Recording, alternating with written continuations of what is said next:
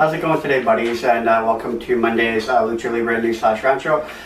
So today I have a little bit going on. I want to talk about a couple of events that happened a little while ago, and an event that happened just this past weekend. It's going to be a little bit longer of a video. I know I always start off these videos by saying it's going to be a short, quick video. It's going to be a short, quick video. This one's probably going to be a little bit longer, but I'll try to do it quick. I've got a few things going on today, but let's dive right into it.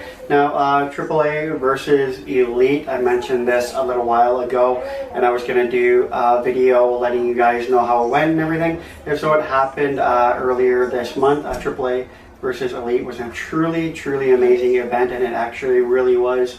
It was really one of the best events I've seen in recent memory.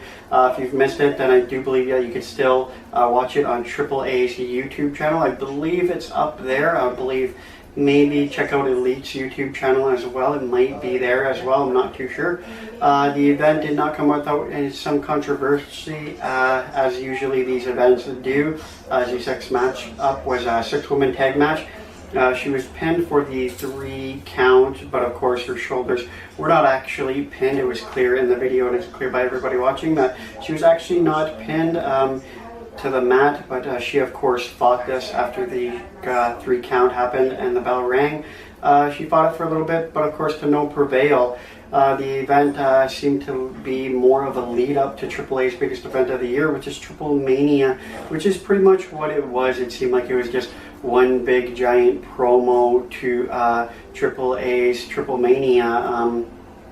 So I mean, I wasn't really a fan of that. It seemed like most, if not all of the matches, then definitely most of them had luchadors or run in after the matchups took place to, of course, beat down on the other luchadors and stuff in order to pump up people for the upcoming Triplemainia. This definitely got very old very fast, and of course Mad made an appearance.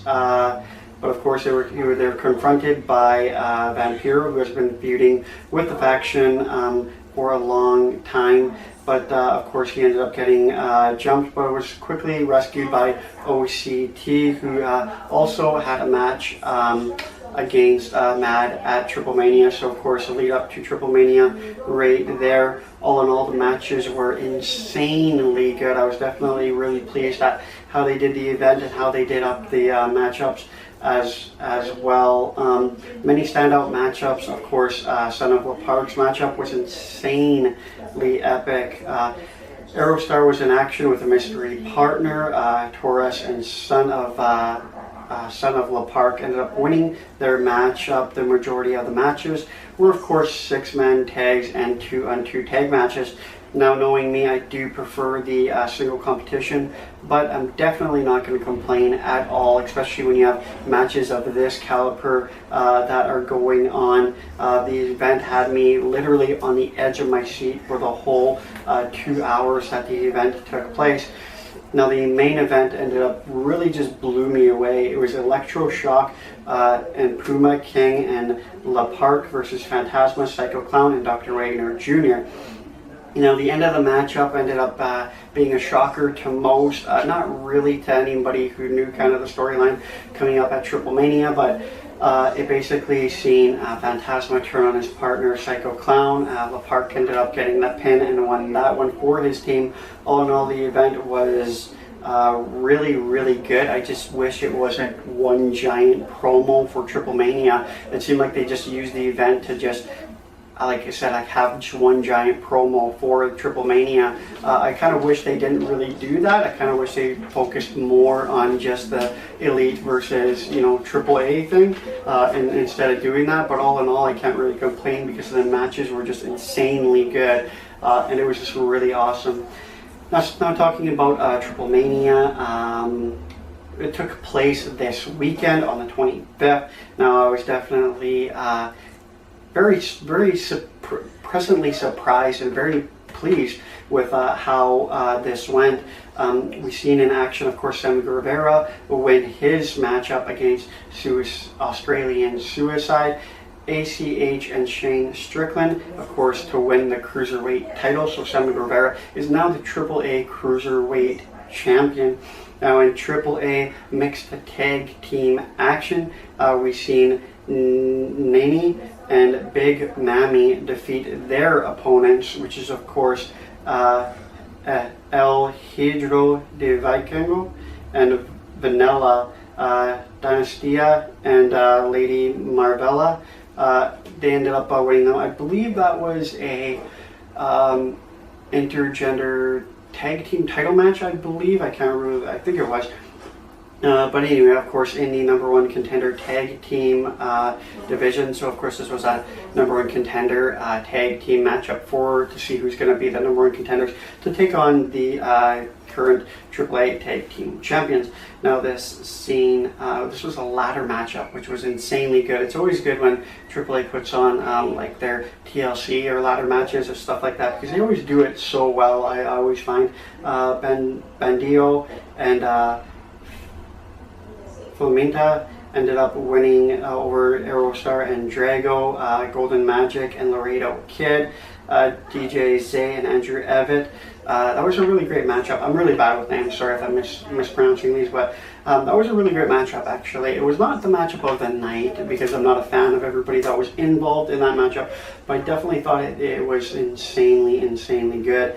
Now, of course, we've seen OGT versus MAD, Juventud Guerrero, Jack Evans, and Teddy Hart. I personally think that Mad should have won this matchup, but OGT ended up winning the matchup. I think that Mad should have won the matchup because I think it would have been better for Mad as a faction, because they haven't really been doing anything really mind-blowing, anything really too shocking. They haven't really been dominating as much as I thought they would be. So a win for them would have been really what they needed to kind of put them over the top. I honestly think so. But anyway, one of the brutal most bloodbaths matchups of the night was definitely La Mascara, Ray Escorpion, and Texano Jr. as they went on against Joe Lider, Panego, and Murderer Clown in a street fight. Now, this was definitely one of the most bloodiest matchups of the entire night, and definitely one of my top 2 favorite matchups of the entire night that I've seen. I absolutely loved this matchup. Was definitely one of the greatest matchups that I've ever seen in my entire life. I think it was just pretty much any time Texano Jr. is in a match, you know it's going to be insanely good, and it definitely was.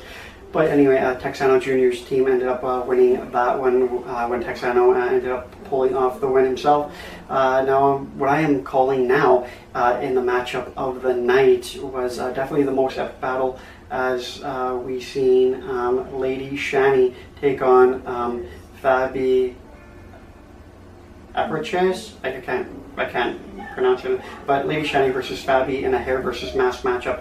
Now, we've seen Lady Shani ended up winning that matchup, and it was an insanely good matchup. It was just a bloody, brutal brawl. It was just so good. I definitely called Lady Shani to win it before. I think Fabi, I never thought she was going to win that because I've never really been a big fan of hers, but mind you, I was never really a big fan of Lady Shani either, but she's been winning me over in the past few months, so that was definitely an insanely good matchup. Not like, if you want to see a really, like, not just because it was a good female matchup, but it was just an all-around good Lucha Libre matchup. Like, if you want to see good, epic Lucha Libre matchups, like, check out that match. Like, it was insanely good, man. Another good matchup that I pretty much was shocking, but not really, was Phoenix versus Jeff Jarrett versus Rick Swan and Brian Cage for the AAA Mega Heavyweight title. Now, they've seen Phoenix win the matchup by pinning Jeff Jarrett. Now, this was to be Jeff Jarrett's first ever title defense since he won the AAA Mega World Heavyweight Championship a few months back. Now, this was his first title defense. Of course, he lost it, and Phoenix is now the new World Heavyweight Champion. I kind of wasn't surprised at this because when Jeff Jarrett first won the title was way around when rumors were happening that he signed to a different company and basically would be making his announcement that he would be leaving AAA shortly after. So I kind of felt that he wouldn't be really hanging around for very much longer. You know, I kind of thought that it was just a stint to kind of, you know, but anyway, I think it's good that Phoenix won it. I think it'll take it in a whole new direction. Hopefully he's a champion for a very long time. I can't see him really not being a champion for a really long time. I think he'll hold it definitely for quite a while. Now, one of the most disappointing matchups of the night was actually the mask versus mask versus mask versus mask matchup that turned out to be just a mask versus mask matchup. Now, that matchup was la.park versus Phantasma versus Psycho Clown versus Pentagon Jr. Now, this was a matchup that everybody was looking for since they announced it several months ago. This matchup was kind of disappointing to me because la.park ended up winning the matchup, which was great. I kind of figured that he would win because it's la.park. He ended up beating Phantasma, who lost his mask because he was pinned by la.park.